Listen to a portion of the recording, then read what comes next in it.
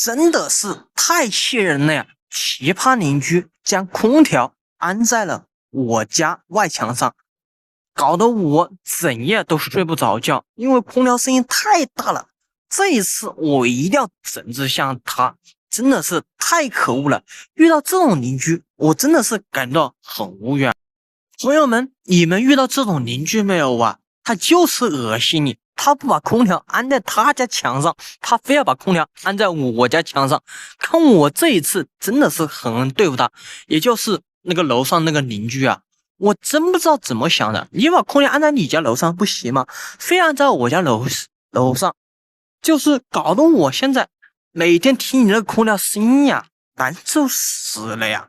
而且你那个空调积的一个水呀，也是非常之脏啊，弄得我很难受啊。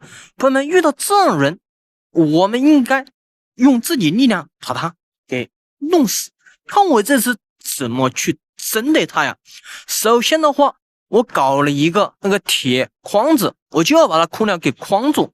你不是跟你沟通无解吗？这次我就要把那个空调给你框住，我看你怎么把这个空调怎么办。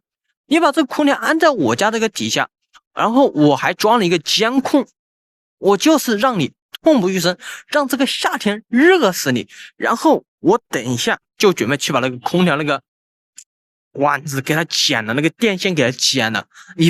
你去找叔叔吧，我看叔叔会帮你吗？你有本事把你购买证明提供出来。真的是恶心到我了，跟你几次沟通，你就是不听，你就是不当一回事，非要把空调安在我家这个底下。你安在你家上面不行吗？我真的是感觉很无语啊！你家又不是没位置，非安在我家这个上面。遇到这种奇葩邻居，你觉得我这种做法对吗？我就是要把这个空调给它线给它剪了，然后等一下我再联系人把这个空调给它卖了。恶心我，看我恶心死你！我就是把这个铁网子把空调罩着。